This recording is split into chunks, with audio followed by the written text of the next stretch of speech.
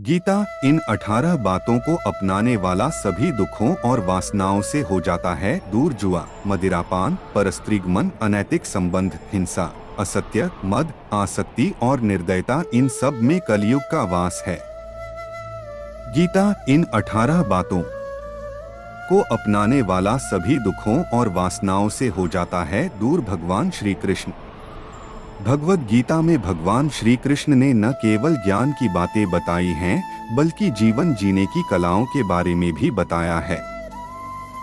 भगवान श्री कृष्ण ने अर्जुन को जो गीता का उपदेश दिया है, वह हर मनुष्य के लिए प्रेरणास्रोत साबित हो सकता है।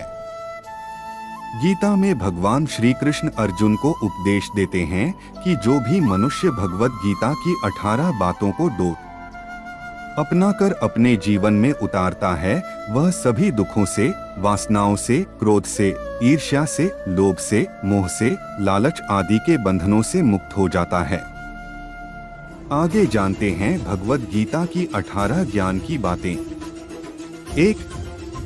आनंद मनुष्य के भीतर ही निवास करता है, परंतु मनुष्य उसे स्त्री में, घर में और बाहरी सुखों में खोज रहा है। 2.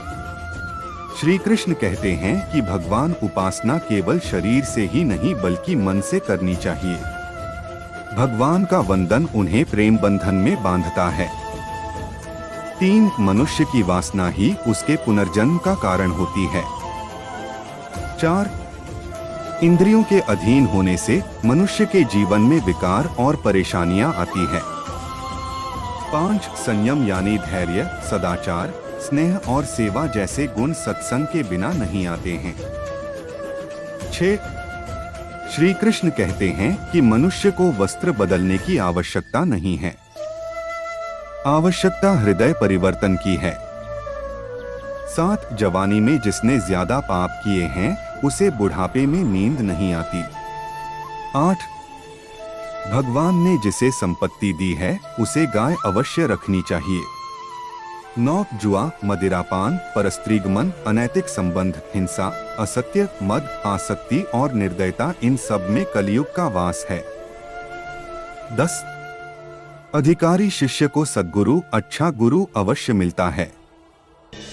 11. श्री कृष्ण कहते हैं कि मनुष्य को अपने मन को बार बार समझाना चाहिए कि ईश्वर के सिवाय उसका कोई नहीं है।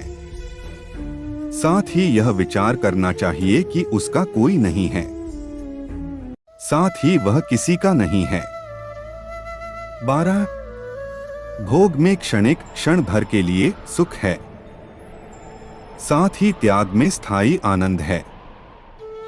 13. श्री कृष्ण कहते हैं कि सत्संग ईश्वर की कृपा से मिलता है, परंतु कुसंगति में पड़ना मनुष्य के अपने ही हाथों में है। 14. लोभ और ममता, किसी से अधिक लगाव, पाप के माता पिता हैं, साथ ही लोभ पाप का बाप है।